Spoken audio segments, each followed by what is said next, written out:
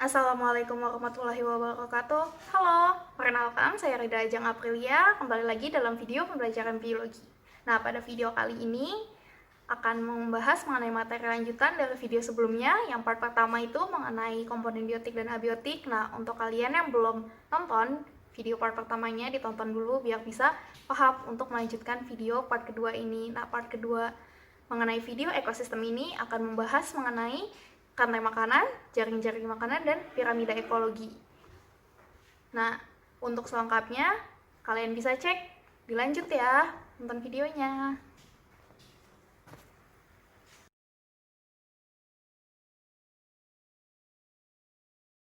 Kalian udah tahu kan, ada 3 topik yang dibahas pada video kali ini, rantai makanan, jaring-jaring makanan, dan piramida ekologi. Nah, saat mendengar ketiga topik ini, beberapa kalian ada yang muncul nggak sih pertanyaan, rantai makanan itu apa ya? Lalu ada jaring makanan tuh apa sih? Terus kok ada piramida ekologi? Itu apa ya? Nah, dari sini mungkin beberapa dari kalian ada yang cuma tahu namanya ya, kayak rantai makanan tuh ini, jaring-jaring makanan tuh ini, atau piramida makanan tuh ini. Kalian kayak cuma tahu aja gitu. Nah, supaya kalian gak cuma tahu tapi bisa paham dan memahaminya, disimak video berikut ini.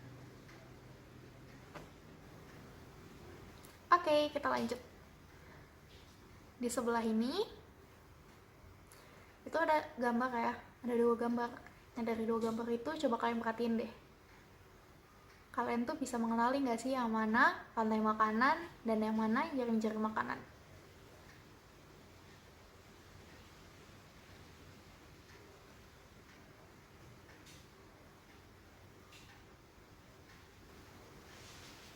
Setelah kalian mengamati pada gambar sebelumnya, di sini saya akan menjelaskan rantai makanan. Rantai makanan merupakan proses dari makan dan dimakan pada serangkaian organisme dengan urutan tertentu.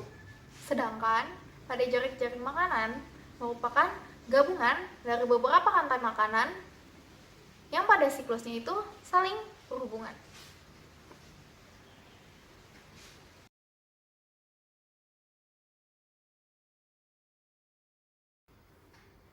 Materi pertama yang akan kita bahas yaitu rantai makanan. Pada rantai makanan, sebagai suatu aliran energi yang mana energi tersebut mengalir dalam satu arah melalui sejumlah makhluk hidup. Biasanya, energi yang digunakan dalam ekosistem ini berasal dari cahaya matahari. Pada proses fotosintesis, cahaya matahari diubah oleh produsen menjadi energi kimia.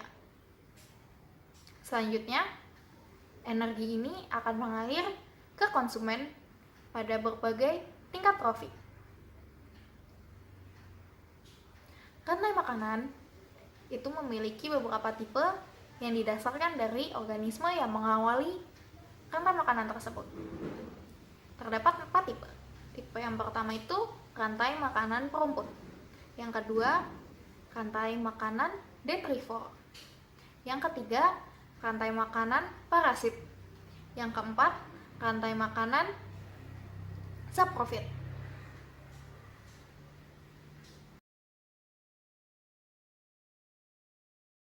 Matahari merupakan sumber energi awal hampir semua makhluk hidup. Rantai makanan dimulai dengan organisme yang dapat memanfaatkan energi ini secara langsung untuk memproduksi makanannya sendiri. Panah dari rantai makanan mengikuti aliran energi, selalu berjalan dari makanan ke konsumen. Energi dari matahari digunakan oleh padi, kemudian padi dimakan oleh tikus, kemudian tikus dimakan oleh kucing.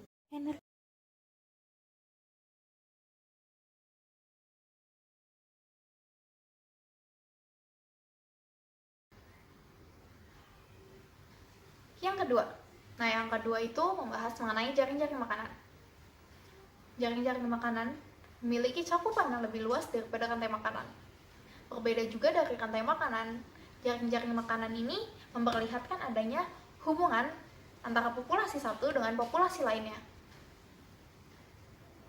Semakin kompleks jaring-jaring makanan, maka terlihat juga kompleksitas dari aliran energi dan aliran makanan. Hal inilah yang menyebabkan terjadinya kestabilan komunitas dan kestabilan ekosistem. Jika satu populasi hilang pada jaring-jaring makanan, maka jaring-jaring makanan ini dapat tetap berjalan. Jadi, jika kalian bayangkan jaring-jaring makanan yang sederhana, jika satu populasi hilang, maka ya sudah. Itulah kenapa jaring-jaring makanan itu terlihat sangat kompleks. Karena ada banyak rantai makanan yang menyusun jaring-jaring makanan tersebut, sehingga aliran energinya lebih kompleks dan terjadi kestabilan. Nah, jaring-jaring makanan ini juga dibagi menjadi dua. Jaring-jaring makanan yang pertama itu jaring-jaring makanan terestrial, lalu yang kedua itu jaring-jaring makanan perairan.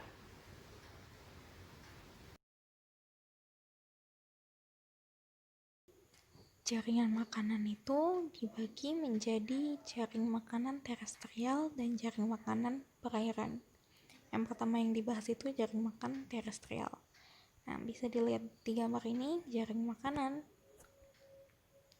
terestrial yang berada di habitat terestrial ini bisa dilihat dulu panah. Ada panah ini. Panah-panah ini semua menunjukkan aliran energi dari produsen ke konsumen. Nah, kalau bisa kita ambil contoh.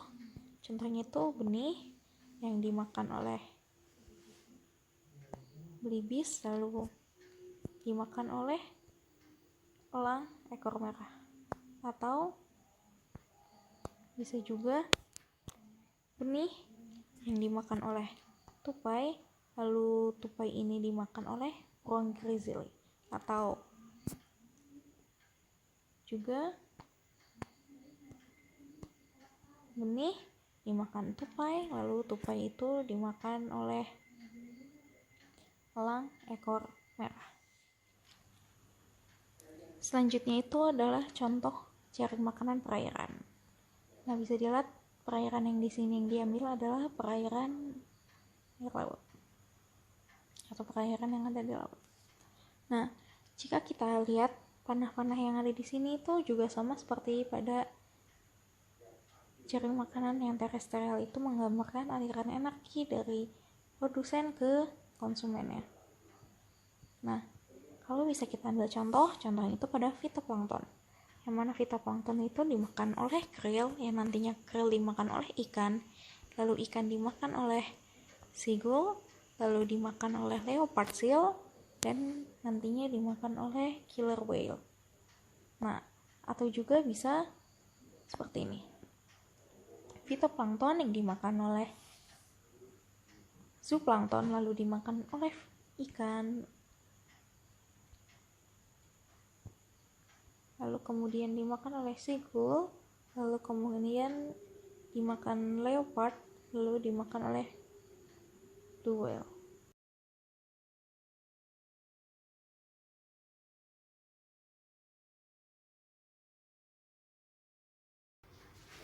Sebelum kalian masuk pada piramida ekologi, ada baiknya kalian memahami mengenai tingkatan trofik. Tingkatan trofik itu apa sih? Nah, tingkatan trofik merupakan suatu gambaran dari tahapan transfer material atau energi pada suatu tingkat ke tingkat berikutnya. Nah, tingkatan trofik ini dimulai dari produsen primer, lalu dilanjutkan oleh konsumen primer, lalu konsumen sekunder, konsumen tersier, hingga predator puncak. Nah, tingkatan trofik pada dasarnya merupakan suatu urutan pemanfaatan pakan atau material dan energi.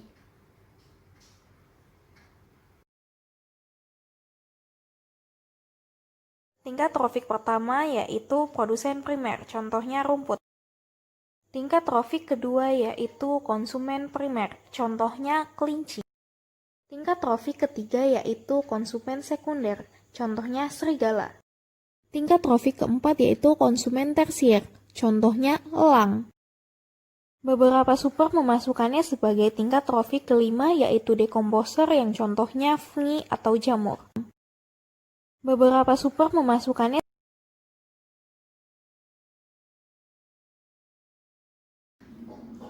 Yang ketiga, piramida ekologi. Piramida ekologi merupakan ilustrasi yang menggambarkan penurunan tingkatan energi pada tingkatan trofik terendah hingga tingkatan trofik tertinggi. Penurunan tingkatan energi disebabkan oleh efisiensi trofik. Efisiensi trofik adalah persentase dari hasil produksi atau energi yang disalurkan oleh satu tingkatan trofik ke tingkatan trofik selanjutnya.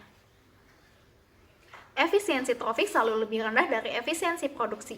Hal ini dikarenakan energi yang hilang akibat proses respirasi dan pengeluaran feses. Selain itu, diperhitungkan juga karena material organik yang tidak dikonsumsi oleh tingkatan trofik selanjutnya. Efisiensi trofik ini umumnya sebesar 10%, yang mana artinya 90% dari energi yang terdapat pada suatu tingkatan trofik tidak disalurkan ke tingkatan trofik selanjutnya. Pada piramida ekologi ini terbagi menjadi 3. Yang pertama, piramida jumlah. Yang kedua, piramida biomasa. Yang ketiga, itu piramida energi.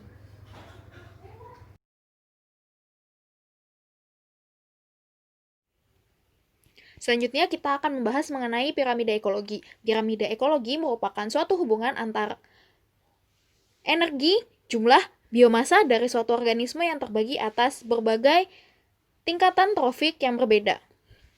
Untuk definisi mungkin dari beberapa sumber itu berbeda, namun intinya tetap sama. Nah, di piramida ekologi ini terbagi menjadi 3, yaitu piramida jumlah, biomasa, dan piramida energi. Piramida jumlah, piramida biomasa, dan piramida energi. Nah, yang pertama yang akan dibahas itu adalah piramida jumlah. Nah, piramida jumlah ini merupakan piramida yang memperlihatkan seberapa banyak organisme yang tergambarkan pada suatu tingkatan trofik. Meningkatnya atau menurunnya jumlah organisme ini nanti terlihat dari bentuk piramida yang akan ditampilkan. Nah, berdasarkan pada kelimpahannya, piramida jumlah itu dibagi menjadi 3 tipe yang berbeda. Nah, tipe yang pertama itu adalah upright. Nah, upright ini contohnya pada grassland. Jika kalian perhatikan itu, tumbuhan, jumlah organismenya itu 500, sedangkan pada belalang itu 200. Jadi, jika kalian perhatikan itu, belalang itu memiliki jumlah organisme yang lebih kecil dari tumbuhan atau tumbuhan yang berupa rumput. Nah, ada P di sini merupakan produsen, KP di sini merupakan konsumen primer, lalu KS ini merupakan konsumen sekunder, KT merupakan konsumen tersier, dan KK itu merupakan konsumen kuartener. Nah, untuk piramida upright ini, pada tingkatan trofik di bawahnya itu selalu lebih besar jumlah organismenya dari tingkatan trofik yang ada di atasnya. Bisa dilihat ya, pada produsen 500, konsumen primer 2000, maaf. Pada produsen itu 5000, konsumen primer itu 200, lalu konsumen sekunder 1200, jadi makin ke atas itu semakin berkurang. Nah, tipe selanjutnya itu merupakan inverted pyramid. Nah, pada inverted pyramid ini terlihat pada parasit food chain. Nah, jika kalian lihat pada pohon tunggal ini hanya terdapat satu organisme, sedangkan burung yang hidup di pohon tunggal ini 200 burung, dan parasit yang ada di tubuh burung ini 1200. Jadi semakin naik tingkatan trofiknya, itu semakin besar jumlah organismenya. Berbeda dengan yang tadi upright, yang mana inverted ini semakin meningkat tingkatan trofik, itu semakin banyak jumlah organismenya. Lalu selanjutnya itu spindle shape. Nah, pada spindle shape ini berbeda dengan upright atau inverted karena pada spindle ini tidak terlihat penurunan yang terus menurun atau peningkatan yang terus meningkat. Jika kalian perhatikan di sini, pada produsen pohon itu 2 jumlah individunya, pada konsumen primer yang berupa herbivore itu ada 80 organismenya, dan pada konsumen sekunder berupa elang itu 2 organismenya. Jadi organisme pada konsumen sekunder dan pada konsumen sekunder dan pada produsen ini sama. Jadi tidak dapat dikatakan dia upright atau inverted. Nah, selanjutnya itu adalah piramida biomasa. Nah, untuk piramida biomasa merupakan suatu piramida yang memberikan kita gambaran mengenai materi hidup yang terlihat pada ekosistem. Nah, piramida biomasa ini merupakan suatu dalam berat kering yang satuannya itu kilogram per meter kuadrat. Nah, pada piramida biomasa ini ada upright, tipenya ada upright dan inverted. Nah, pertama itu upright. Nah, upright ini ditemukan pada tree ecosystem. Jika kalian lihat, biomasa pohon produsen itu lebih besar dari biomasa burung.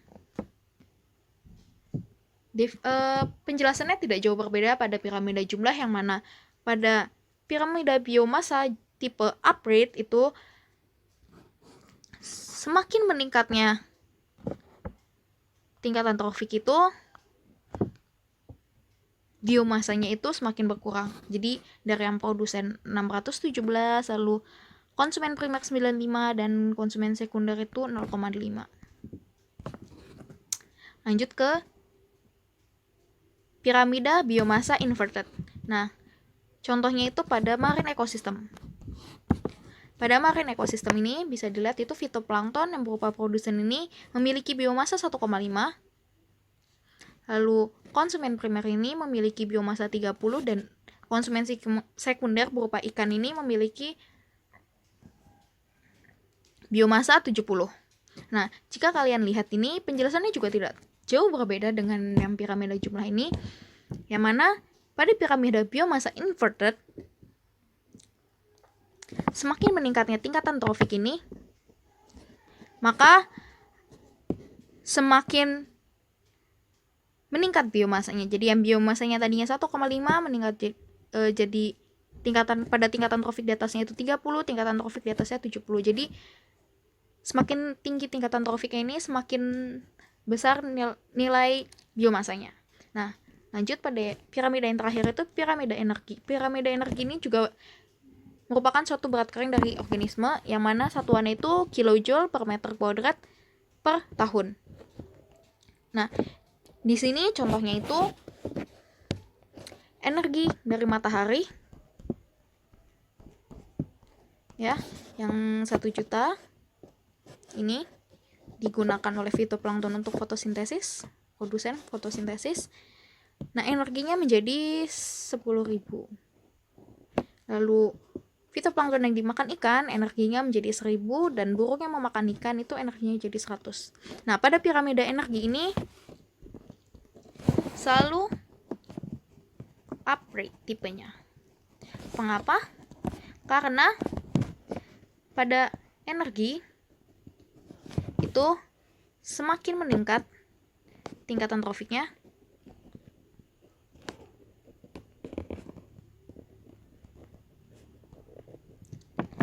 itu terjadi loss energy. Yang mana loss energy ini berupa respirasi kah atau pengeluaran feses atau materi organik yang tidak dikonsumsi oleh tingkatan trofik yang ada di atasnya. Nah, pengurangannya ini karena juga pada tingkatan trofik itu hanya mengonsumsi 10% energi yang ada pada tingkatan trofik yang ada di bawahnya. Jadi 90% dari energi pada suatu tingkatan trofik itu tidak digunakan. Kira-kira begitu penjelasannya. Nah, kenapa piramida energi ini upright saja itu seperti yang sudah dijelaskan. Lalu jadi piramida ekologi itu tidak melulu upright atau segitiga atau piramida ke atas. Itu memiliki beberapa tipe tergantung pada penjelasan-penjelasan yang sudah dijelaskan sebelumnya.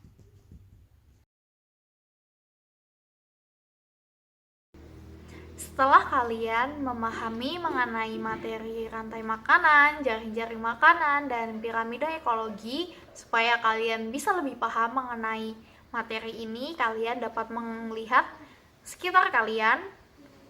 Nah, kalian coba lihat, apakah kalian bisa menemukan yang mana itu jaring-jaring makanan, dan apakah kalian bisa menentukan pada sekitar kalian itu piramida ekologinya seperti apa. Coba kalian perhatikan di lingkungan sekitar kalian. Kalian sudah selesai mempelajari mengenai rantai makanan, jaring-jaring makanan, dan piramida ekologi. Setelah menonton video ini, saya harap kalian dapat memahami dan menambah wawasan kalian mengenai materi ini. Terima kasih sudah menonton video ini. Sampai jumpa di video berikutnya.